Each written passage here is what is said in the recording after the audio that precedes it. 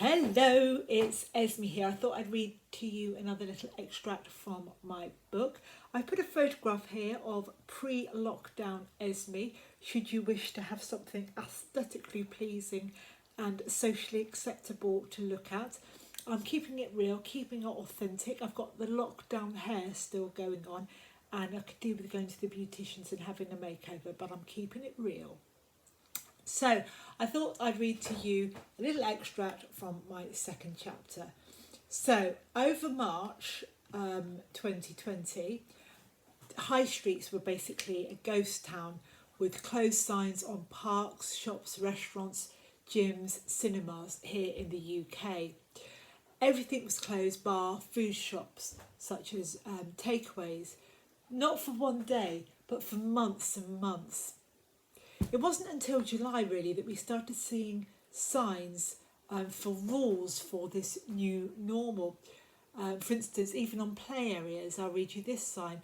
This play area is now open again. Before you enter, please read the following changes we're introducing due to COVID-19. Please wash hands before and after you visit.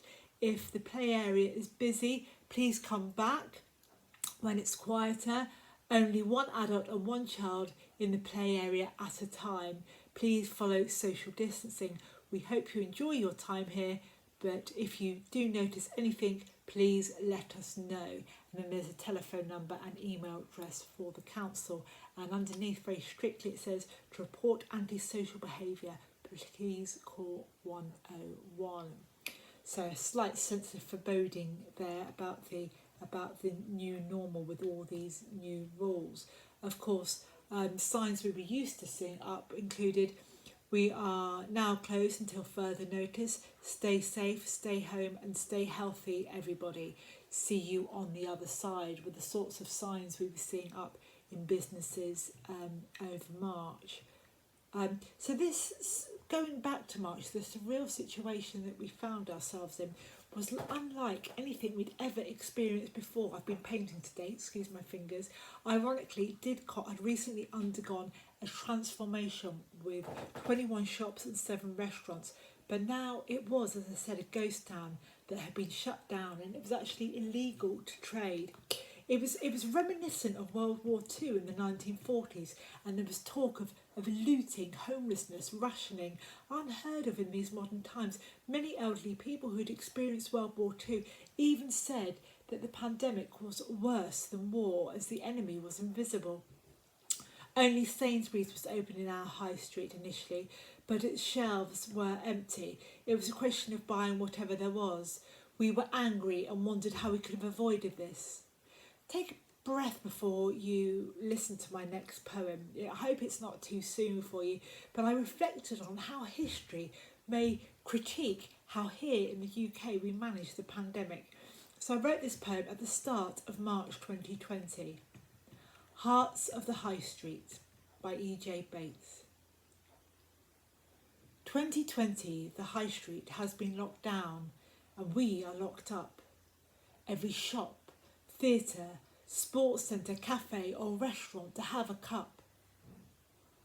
Half empty, a hopeless sense of forebode. TV soaps rationed to once a week.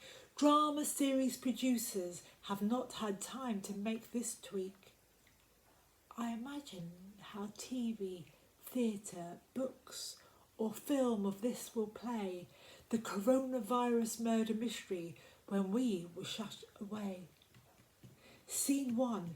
How to assume it is a hoax. Coronavirus, we spit and joke. Scene 2. How not to have any tests after a UK patient is diagnosed. Too relaxed, easy, lazy, and going with the flow, we supposed. Scene 3.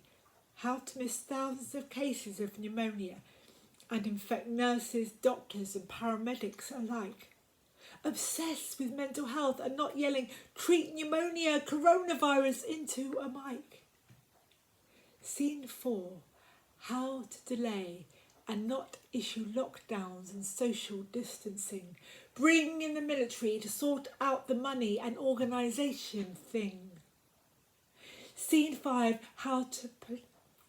not to protect healthcare staff, chasing around for PPE or use a scuba mask for a laugh. Scene 6, how to not have mask shields and other protective personal equipment that the military have sent. Scene 7, how to not have beds and ventilators and other hospital equipment. Scene 8, how to relax things and spread the disease further. You'll notice at this point the poem isn't rhyming. And breathe. We try and work towards a positive denouement here in the UK. Scene 9, how to social distance is kept. We stay home at 8 p.m. every Thursday, we clap on the doorstep. Scene 10, how to self-isolate. Hope you're locked away with your best mate. Scene 11, how to use video phone. 8-year-olds learn so they are not alone. So our scene looks down from afar to see what the mysteries are.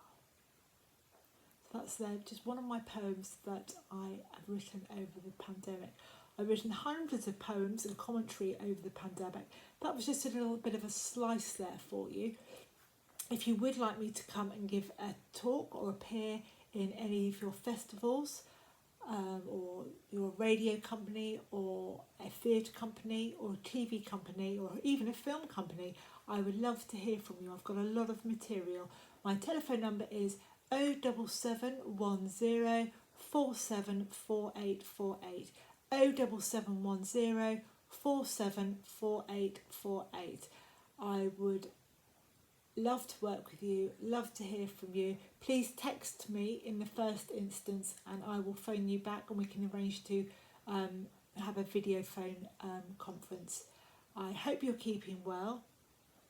Let's look after each other's mental health. I hope through my commentary and poems I am able to do that, and I really feel like I'm on a bit of a mission with this, and any referrals you can give me to help me get some work out of all of my scribblings and poems and performers, I'd be absolutely delighted. 07710 474848.